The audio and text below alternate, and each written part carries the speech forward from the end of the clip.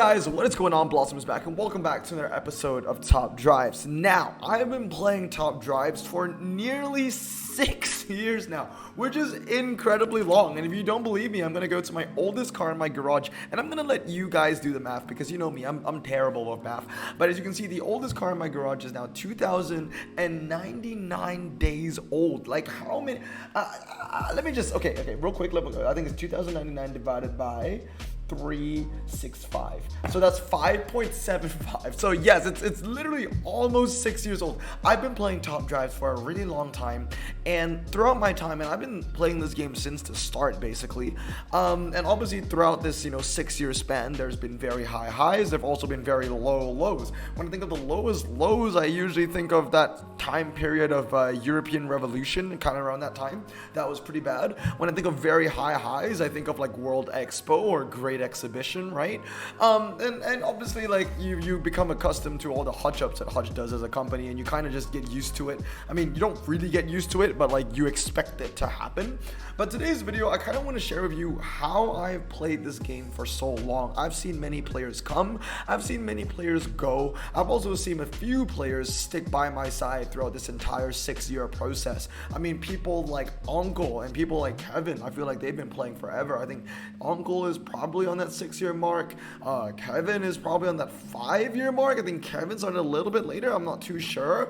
And then you have people like Reese and Sleepy. I mean, Reese, to be fair, he quit. He's still in the community, but he quit. But like, you know, he's still in the community. I think Sleepy plays on and off. He's been playing for quite a long time as well. Even like, what's his name?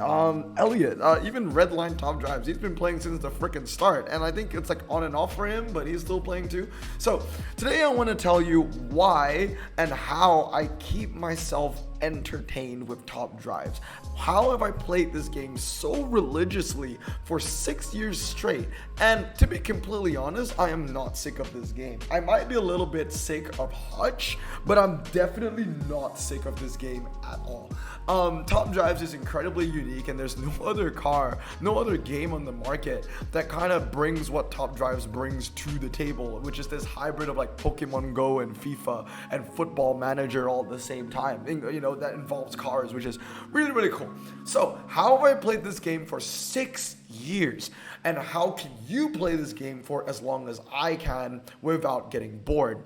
Number one, and I think it all boils down to this question, is self-awareness. You need to know who you are as a player. You cannot, because if you don't know who you are as a player, you might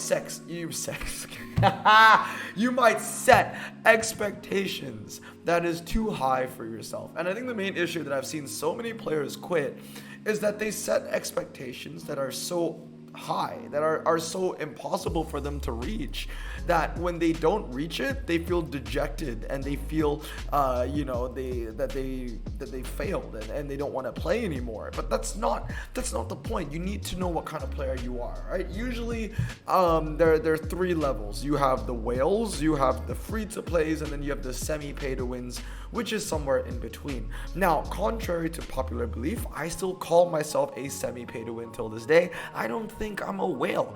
And the reality is, if you choose to believe it or not, whales are in the 5-figure range in terms of spending.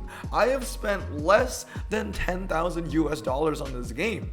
I have spent less than $5,000 on this game. It's somewhere on that mark. It's close. I think it's around like the $4,000 mark. So yeah, to me, $4,000, that's not whale. That's not whale money, especially when you expand it over, 6 years. But I guess if anyone was wondering how much money I've spent on the game, the answer is I don't really know. I've not checked in a while, because all I know is that I've made more money from this game than I've spent. So that's always good, right? But like, I think I've spent maybe about 4,000. The last time I really checked, which was like the end of last year, not even, I think it was like mid 2022 was the last time I actually calculated all my Apple receipts.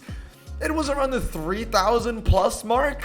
So I don't think I've spent that much since then. Just a couple of passes and like 2 tri-series. The only big one I splashed on was the Sauber C9 and I believe the Hennessy. So probably 4,000 marks, something like that. So you need to know where you are and who you are as a player, right? So if you are a free-to-play, set yourself free-to-play goals. If you are semi-pay-to-win, set yourself semi-pay-to-win goals. If you are a whale, then set whale goals. Why goals? Why am I saying this? It's because I've seen so many people think that they can win every single prize car. I mean, if you are a free-to-play, you cannot expect to win any prize car in like the first year, maybe even 2 years of playing the damn game.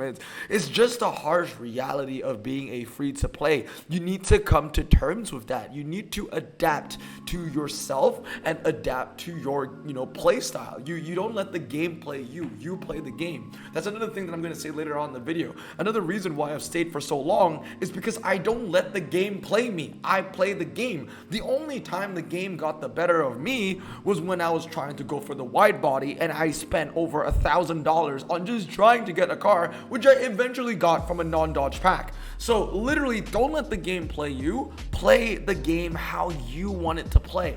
Now, how is the game trying to play you? Evil tri-series prize cars. Obviously, the next big thing that they want everybody to compete for. Not even a tri-series prize car, but just a legendary prize car in general. Really, seriously, if you are a free-to-play, literally, expect to not win many tri-series prize cars. Maybe you can win some challenge ones. Those would definitely be easier and they will probably come sooner to your garage in the tri-series. But you gotta realize, man, you gotta pace yourself.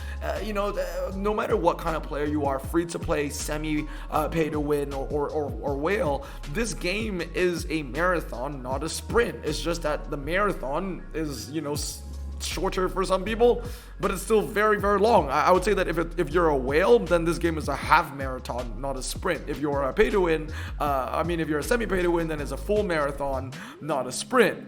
And then if you're a free to play, it's like 2 marathons and not a sprint. You get what I mean? You gotta just play at your own pace, be happy with what you have, and be comfortable with what you have. So don't set expectations that are too far from your reach. Know who you are as a player and set those expectations and those goals accordingly. So to give you a hindsight, if I was a free-to-play and I started playing this game as a free-to-play, it's not like I downloaded the game and I put in $100 immediately.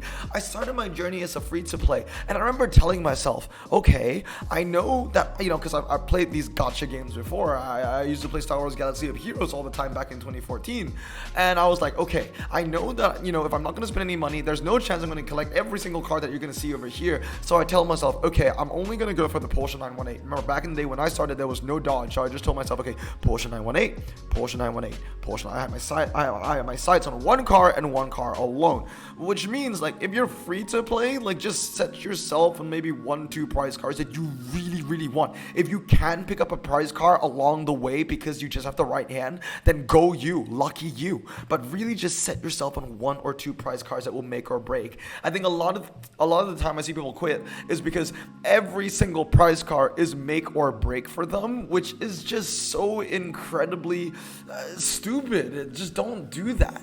Even a semi pay to wins, don't tell yourself that every single prize car is make or break. I'm a semi pay to win and I win, I want to say maybe every 3 out of 4 prize cars. But that's being, because I also have a very, very big garage. Back in the day when I just started being a semi pay to win, let's say around 2018, 2019, I was winning maybe 1 in every 3 prize cars. But now it's 3 in every 4 because my garage has increased. I grind a lot. I open a lot of packs. I put a lot of resources into the game. You just gotta go with the flow, and eventually you are going to, pun intended, blossom.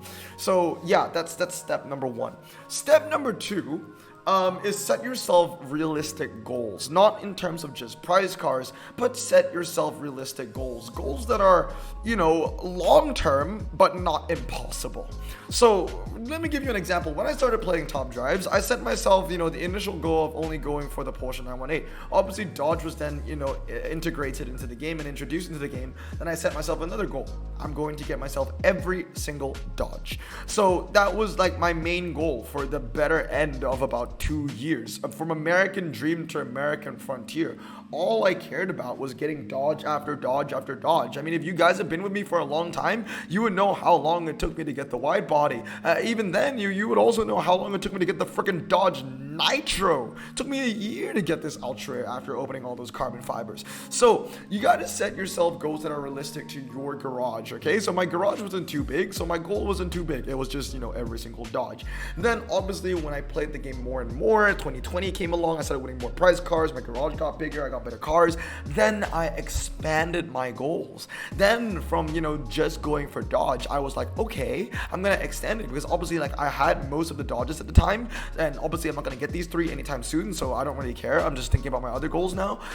So yeah, I expanded my goals, and I was like, okay, not just Dodge, I'm gonna add an Aston Martin as well. So I added Aston Martins into the mix, and yeah, I went on and collected every single Aston, and I think I came to a point where I had every single epic Aston. And then obviously World Expo came around and some of the legendaries came down. So now I'm missing the V12 as well as the Vanquish, which is fine. I'm not going to be opening Aston Martin carbon fibers whenever they come out, but I'm still making good pace. I already have the Vantage and I have the DB11, for example, and I also have the Vanquish Zagato. So just 2 more, I'm done with that. And yeah, I'm just really almost done with Aston Martin, to be honest. I'm only missing 4. The only 4 Astons I'm missing is the V12 Vantage, the Vanquish S, the DBS Super Leggera, and the Leggera. And obviously, I've told myself, honestly, like after this update, Pacific Coast Highway, I'm never going to say on YouTube what car I want anymore, because every time I say I want a car, I never get it. Super Leggera has been in the game for over 3 years, 3.5 years now, never pulled it, up to the point where I don't even really want it anymore. So yeah, it's the same thing with these Dodges. I mean, obviously the game knows I want them, and I'm not gonna get them. So honestly, with every future update, I'm tempted to just not even say what car I want anymore. But yeah, it expanded, right? And then obviously my garage grew even more, and now I don't know yet what's next. Like, do I want to focus on Porsche? That is the next question. Porsche would be a very, very, very, big order, because there are so many freaking Porsches in the game. I can't find P. Yeah, I mean, there's so many cars missing, right? And obviously, like, I'm not going to be opening every Porsche carbon fiber that comes out. I have a good start. I have a lot of Porsches, but there's so many epics. And Porsche is one of those brands where they have so many useless epics that I don't really want to collect, to be honest. So I'm still thinking if I should really go for Porsche or not. Now, another thing that I've really set a goal for myself as my garage has expanded, it went from Dodge, it went from Aston. I'm still thinking about Porsche, but another thing that I really want to focus on are saloons, and I think a lot of you guys know this already. Now, see, again, this is gradual, right? My goals become bigger and bigger as my garage becomes stronger and stronger. It's not like this is 2018. I've only been playing the game for like 2 years, and I'm saying, oh, I want every Dodge, I want every Aston, I want every saloon. No, it started with Dodge and then expanded to Aston and then expanded to saloon. So what I'm trying to say is that set yourself goals, but make them realistic but challenging at the same time, okay?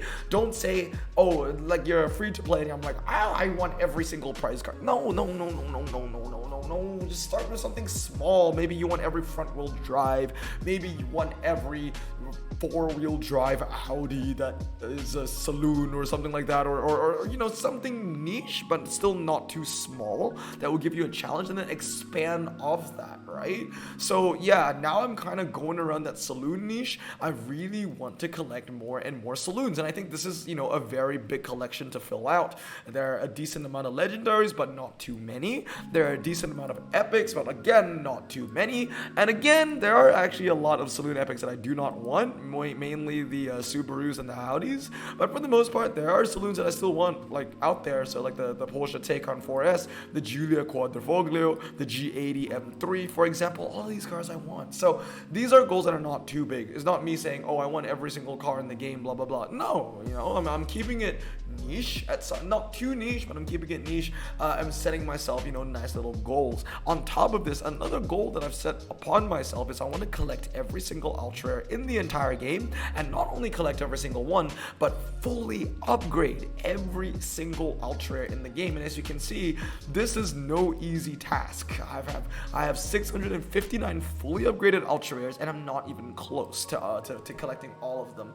And again, for me, I don't count ultra rares that are not max. If you're not max in my garage, you're basically useless and you have no say. So, it gives myself that extra step.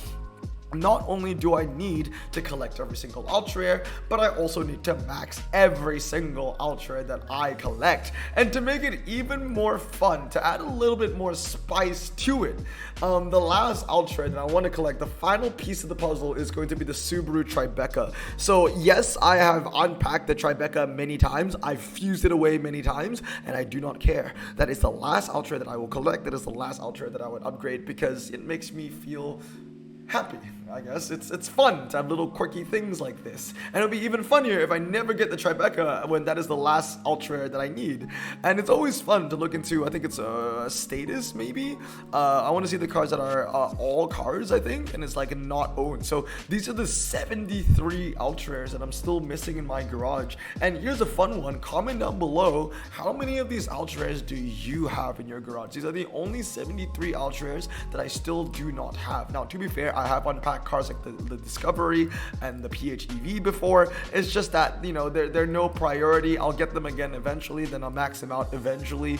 Cars like the Aero 8, yeah, I've unpacked them before, but you know how I feel about Morgans. I ain't gonna be maxing that anytime soon. And really, it is less than 73, because a lot of these cars are prize cars as well. I don't really tend to count those. But yeah, man, just set yourself these kind of goals. Ultra rare, because I have a relatively strong garage, I can go for ultra rare. Maybe for you, maybe your goals, and maybe if you're more of a free to play, or you spend less money on the game, maybe you want to go and collect every single rare in the game, or every single rare American car in the game. That's 118 cars that you can still collect. So find a niche that you really enjoy and just focus on that. So combine the two things that I said, right? Don't let the game play you. You play the game, okay? So maybe there's a Tri-Series prize car out that you don't really want. Like, ask yourself, do you really want this prize car? Do you want to spend the money? If the answer is no, if you don't really want it, forget about the prize car and just focus on what makes you happy.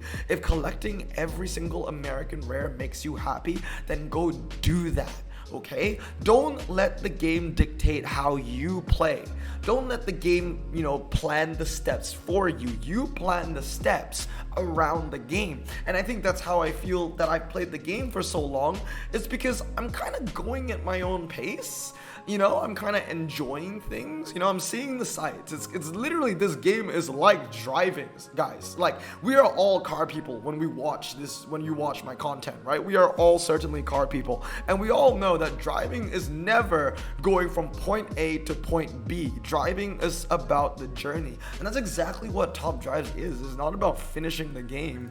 It's about, just going through the game and enjoying the process. Yes, the process can be very frustrating at times. You can open millions and millions of packs and not get the one single epic dodge that you want. Yes, that can happen, but it isn't all bad, to be fair. I mean, yes, it's a very cursed in some cases, but in some other cases, I have been blessed to get cars like I have both Hennessy's. I'm very happy to say I have both Hennessy's. I have the Viper ACR. I am so glad. Just count your blessings, you know what I mean? And of course, another thing, is just, the joy of opening packs. And that's was that a Porsche carbon? Oh, no, that was a Porsche. That was a Porsche carbon fiber for a second. But yeah, man, let's just end with a ceramic pack. I think that's another reason why people like to play. It's just to open packs and see what they can get. But again, this ties back to, my first point. Don't set your expectations too high. If you get anything above the odds, then be happy. But if you get a super rare like I am right now, then that's okay-ish. You know what I mean? Set your expectations low so you'll be less disappointed. And that's why I guess there are pros and cons to setting your expectations low, because for example, the reason why, because I set my expectations so damn low, every time I collect those hexagons to get the epic pack, I always know I'm just getting a crap epic, so it doesn't motivate me to collect the flags and to get those hexagons. It's a bit of a double-edged sword, really, but at the end of the day, it keeps me playing, it keeps me going. But anyway, I'm gonna end up with this pink, according to Top Drives, Camaro Z28 from this ceramic pack. As you can see, I have 7,015,000, which means that yes, I am very close to the next 1 million opening, so stay tuned for that. But guys, let me know down in the comments below. I think the question of the day truly is, how many days have you been playing Top Drives, or how many years have you been playing Top Drives? But anyway, guys, I hope you guys have a great day. Remember to stay safe, wash your hands, and I hope you found this video, interesting. I just wanted to share my experience with you. Anyway, stay safe, wash your hands. I'm awesome out. Peace.